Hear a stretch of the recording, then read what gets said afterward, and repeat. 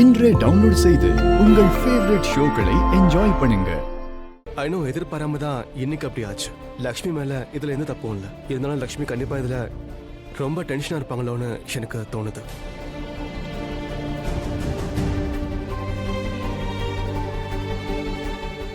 அதனால உங்க எல்லாரோட அப்புறம் லக்ஷ்மியோட டென்ஷனை போக்குறதுக்காக தான் இன்னைக்கு பேசணும்னு நினைச்சேன்.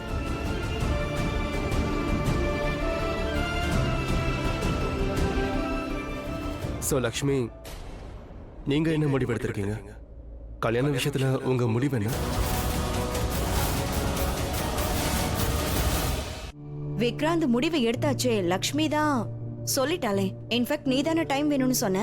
ஆமா ஆண்டி, ஆனா இருந்தாலும் நான் லக்ஷ்மி சொல்லி கேட்கணும்னு நினைக்கிறேன்.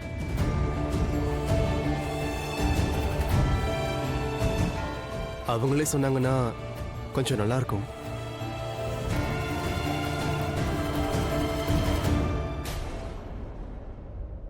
I'm in love with you, Lakshmi. I love you, Lakshmi. I love you.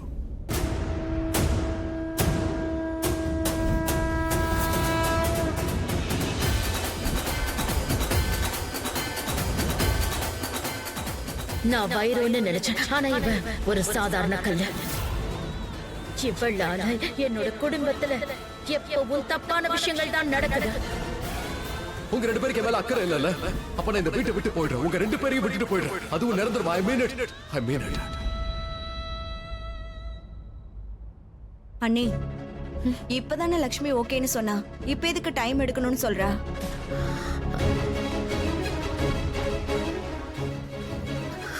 Lakshmi,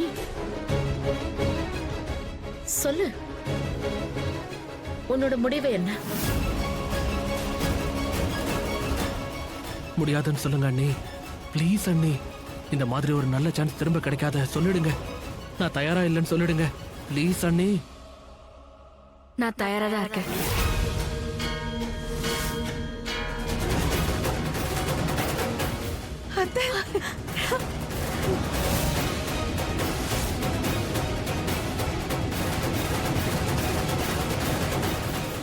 S, Lakshmi side yes. Vikrant, நீ என்ன முடிவு பண்ணிருக்க?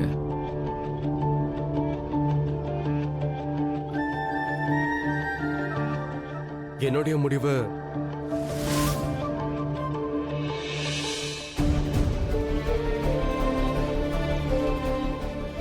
லக்ஷ்மி, நீங்க ரொம்ப நல்ல பொண்ணு, ரொம்ப நல்லவங்களா இருக்கீங்க.